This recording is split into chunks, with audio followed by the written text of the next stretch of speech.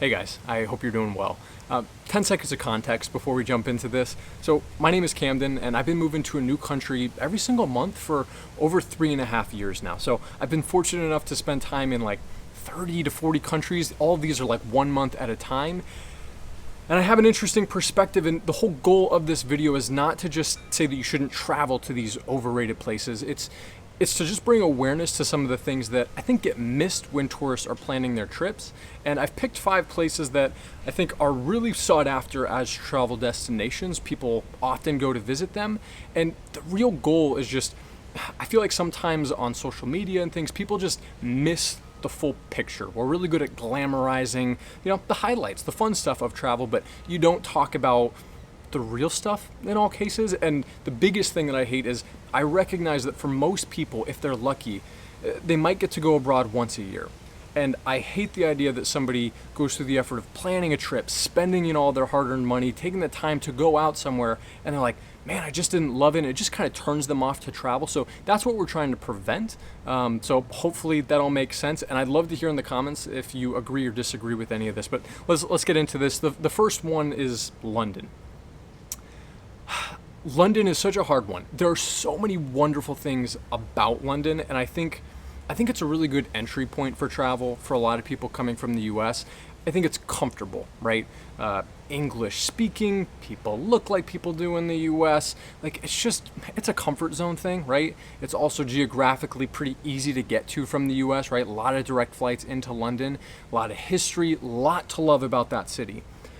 But I'm being cautious here because I've beefed a little bit with some of the people in London because they've disagreed with some of my takes, and hey, that's fair, right? This is just my perspective. But one of the things that I think makes London a little bit overrated is the value isn't there.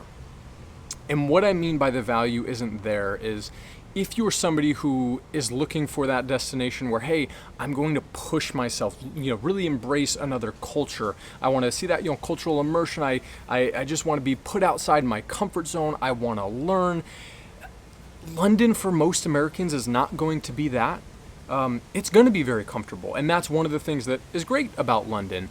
But if you are wanting to stretch yourself a little bit further, typically you have to get outside of your comfort zone, and London is going to be in that comfort zone for most Americans. And one of the other things that, this one I've disagreed with some locals on, and I'm sure people will be vocal in the comment section disagreeing with me again, because I know it's so hypocritical coming from an American. I do not like the food in London. And when I say I don't like the food, it's not that I don't like the food. I recognize that for most travelers, food is inaccessible. And what I mean by that is, I'll be the first to raise my hand and say, hey, the US, we do not do food well, right? We're kind of the example of, hey, this is how you don't treat your food system. The UK kind of resembles how the US does it in a way that I don't love. A lot of processed stuff, a lot of just, I don't know, stuff that isn't real food. And if you've traveled in, other parts of Europe, you'll recognize, okay, there's a big difference. And I recognize that if you have the money to pay, you can get some exceptional food in London. But for the average traveler, you don't have $100, $200 to spend on each meal. So I think a lot of people end up going to London for a vacation, and they end up coming back and saying, the food was either 1, really expensive, or 2, not so great. And I see that because I've had the privilege of grocery shopping in so many different countries and trying the cuisines and eating at restaurants. And I don't know that there's a place where there is quite the extreme where if you aren't willing to pay a lot of money or you don't have a lot of money, the quality is like way down here. And if you're willing to pay up, I mean, it's going to be up here, but you could say that about most places.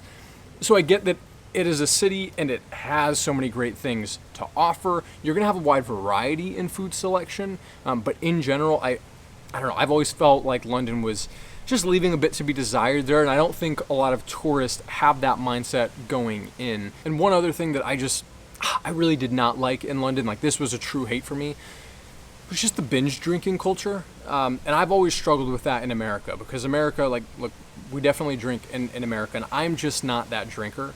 But in the UK, it's just different. And as somebody who doesn't want to drink and doesn't drink, at times it feels socially isolating. and the sloppiness that you see. Kind of it. I don't know. You just see it a lot more than other points. And I'm not trying to bash the culture. I recognize that there are reasons. Things are the way they are for a reason. But there really is a binge drinking culture. And I don't vibe with that in London. And I recognize for some people that's a huge turn on. They're like, yeah, I want to go drink. That's just not me. So have that context as well. And then kind of along with the cost standpoint, it's just really expensive. And if you're somebody who is saving up all that money to go on an international trip, if you're coming from the US, because the British pound is so strong compared to the US dollar, everything just feels really expensive. And there's nothing wrong with that, right? But I think a lot of people come back and they're like, oh wow, I heard London was expensive, but I didn't realize how expensive, right? Whether it be accommodation or food or just entertainment, everything, it's pretty pricey. And I know there are lots of free museums. There's plenty of ways to enjoy London for free. Again, not saying that London should not be visited. It's just everybody talks about it because it's easy. It's in that American comfort zone. And I just challenge you, if you are looking for something that's going to stretch you and push you out of that comfort zone, London might be a bit overrated in that case. But let's move to the second one. I've got 5 total. The next spot is Singapore. And it's a lot of the same things at play here. I think one of the ways that I see Singapore as being a little bit overrated is I think some people, when I talk to friends, are like, oh, you went to Singapore, that must have been crazy. Asia, what a crazy cool culture. And it is. And the people in Singapore are lovely, and like technologically, like the city is so modern and really cool. Like there's so much to see and love in Singapore. But at the end of the day, Singapore is a business hub. And it's designed, and most of the amenities are built to serve that community. So again, unless you have and are willing to pay that money, don't expect what you see social media influencers putting online of, oh, everything is going to be 5-star. Yes, you can get that in Singapore, but it is just really expensive. And again, from a separating you and pushing your boundaries culturally, Singapore is one of those places where you find the least of that. I'm not even speaking eloquently. It's a place where I don't feel like that happens, at least for me, primarily because it's that business base. Most people are speaking English. You're going to see a lot of people that you'll see in any other business hub around the world, and it's harder to identify the local culture, and it can be found, but it's just more difficult, and I don't think the average tourist ever does find it. So if you're just looking for that really cool city to explore and you don't really care about the cultural piece, you're probably going to love it. It's a long flight to go and explore that type of thing, but there are very few people I've met, people who are well-traveled, who say, oh gosh, Singapore, top of my list. No, like, you'll probably name 5-6 other countries in Asia that will push you outside of that comfort zone and just be a little bit more rewarding. But again, Singapore is a really cool place, but have that context going in and recognize that it's really small. A lot to offer, though. They pack a punch, even though it's a small country, but yeah, have that context. This next one is an American favorite, and it's probably maybe my least favorite place that I've spent a month, and it's Cancun, Mexico. And Cancun is so tough. And maybe I should be saying the Quintana Roo. It's like the whole region, like the whole state, of that area in Mexico. Tulum, Playa del Carmen, Cancun, all of that's in Quintana Roo. Here's what I'll say about Cancun. Lovely people. The beaches are spectacular. And there is plenty of infrastructure for tourists.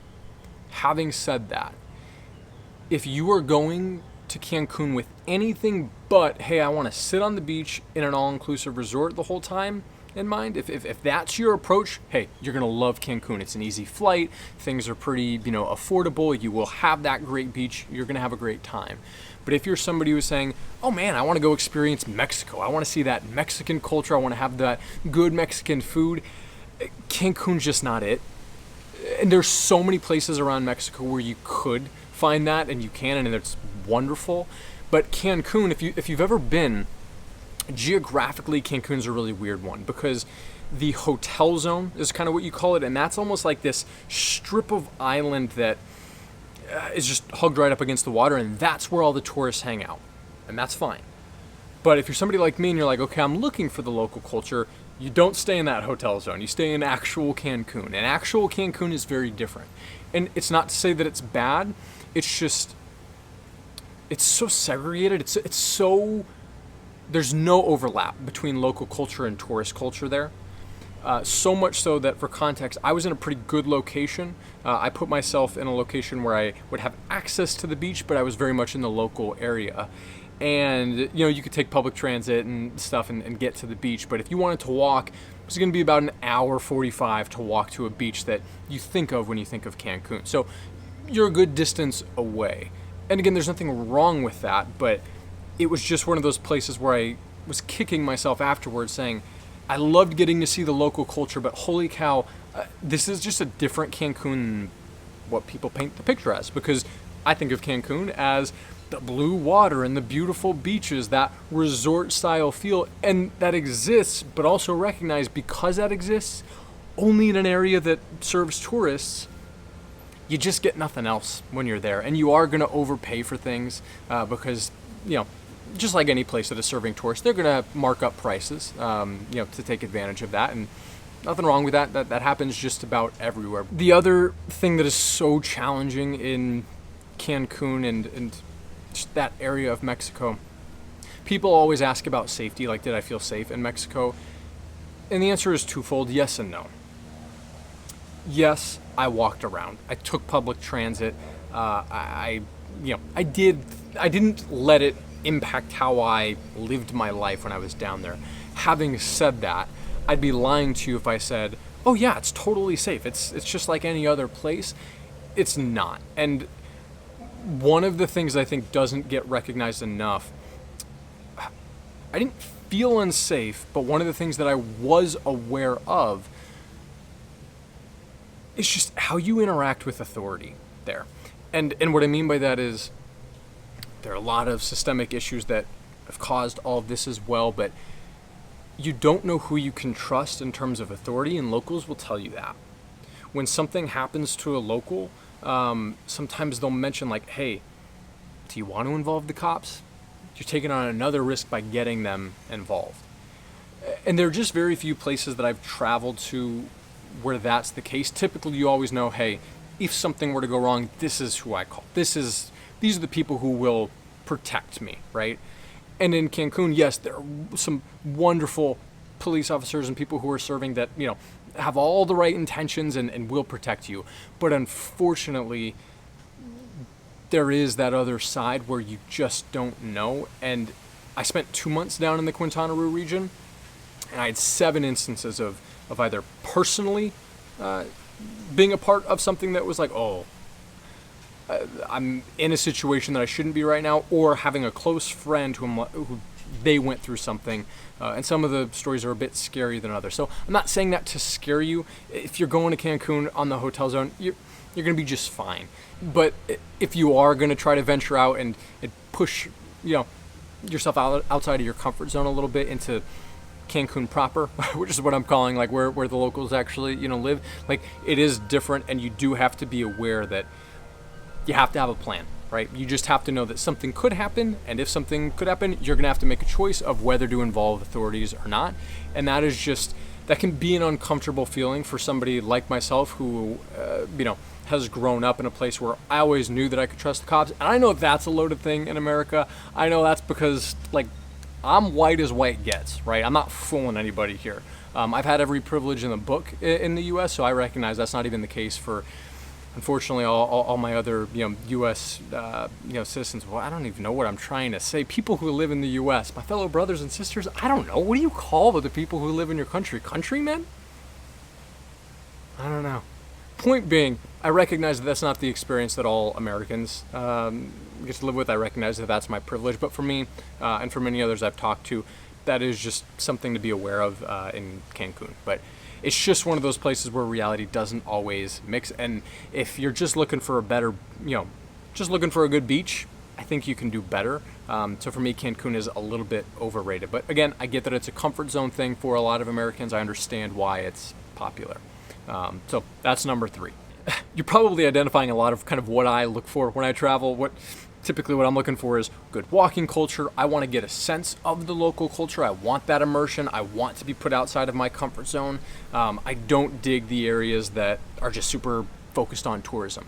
And this next place really takes that to an extreme in a way that I just wasn't anticipating, and that's probably my fault. But also, if you feel like you're somebody who travels for the same reasons that I maybe travel for, feel free to subscribe if you want to follow along on this journey and want more videos like this. And I do have a newsletter that I send out every single Tuesday, just kind of updating this community with cultural things that I find, and always a travel tip, because I'm constantly finding new travel tips. I make a lot of mistakes, so feel free to sign up for that if you want. The fourth one is Bali.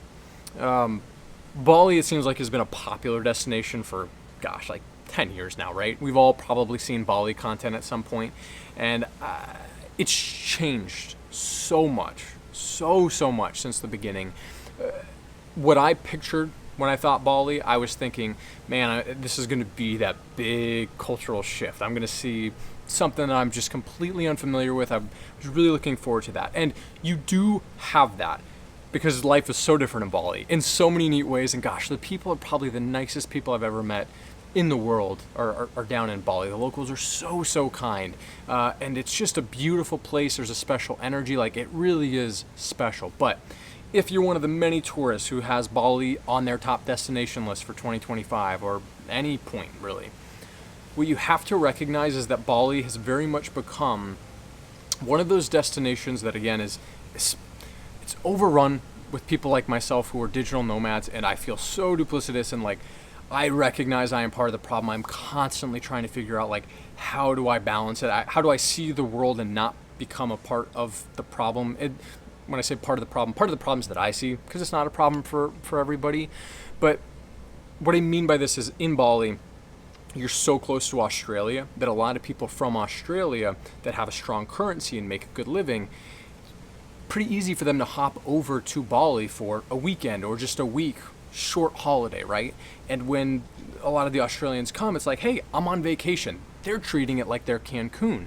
And if you're an American thinking about Cancun, you're probably thinking about some of the party culture and just drinking and hanging out on the beach and just kind of letting loose.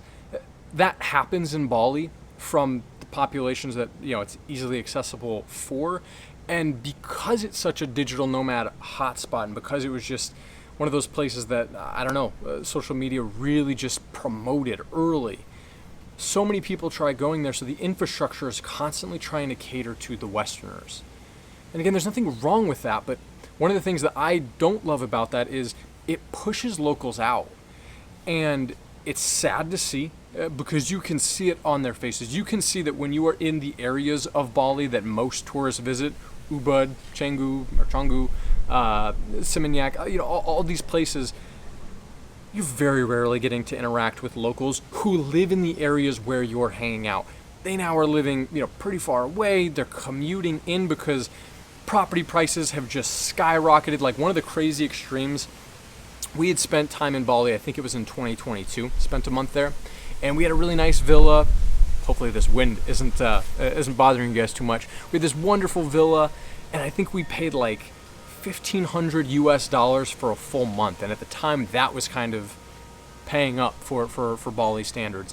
That exact same property, same exact one year later, was over $4,000 to stay. Like, it had almost tripled in a year, and that just continues to go up. So it seems like Bali is one of those places where you think of it as being this really affordable destination where it's going to be this cultural immersion, and it's not crazy cheap anymore. You are going to have to spend up. Like, there are many spots in Europe that are cheaper than Bali at this point.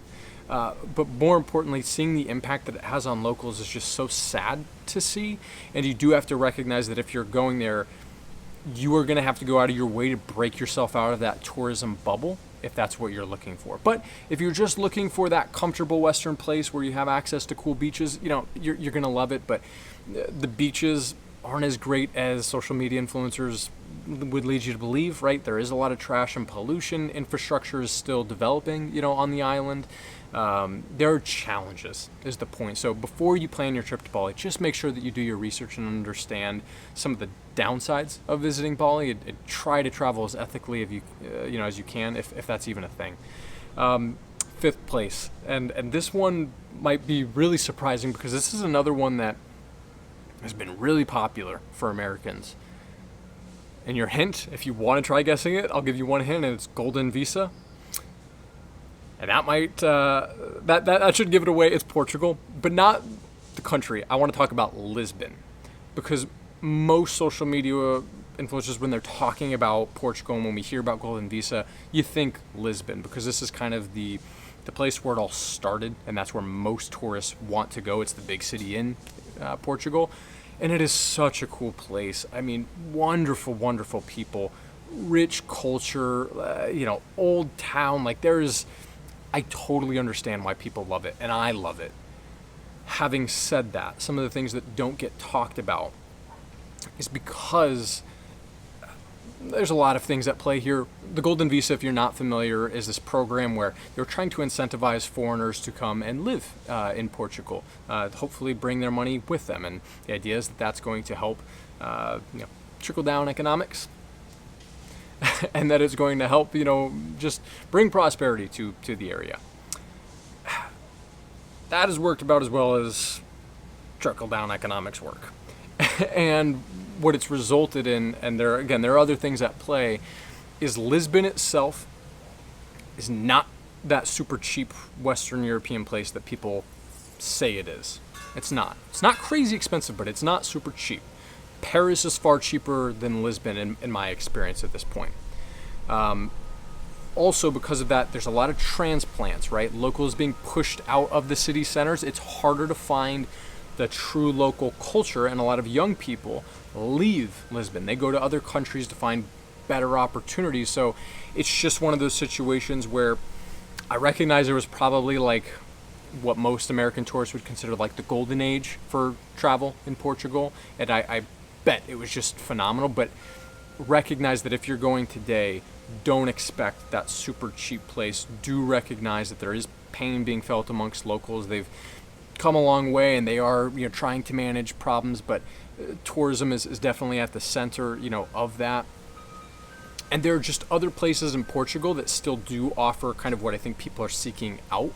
And one of those places is Porto. I really enjoyed my time up north in Porto, and really just everywhere in Portugal. It's just spectacular. So it's not saying that you shouldn't visit Lisbon or any of those destinations. You should. Just have that context in mind. So for those reasons, those 5 places are my top 5 overrated places for 2025. But I'm curious, if you've been to any of those places, I'd love to know, do you agree? Do you see things how I'm seeing it? If it sounds wildly different, when did you travel and how was it different at the time? And if you disagree and you have other places that you think are more overrated, feel free to share those, because I always love learning from y'all in the discourse. So just make sure to be respectful. I hate that I have to say that. There's always just a few people who try to ruin all of our fun, but I love getting to learn from you guys. You guys say you love getting to learn from me, so I'm looking forward to having that. But if you want to know my top 5 underrated places, a bit more positive, you can watch that video right here. But hope all this makes sense. We'll catch you guys next time.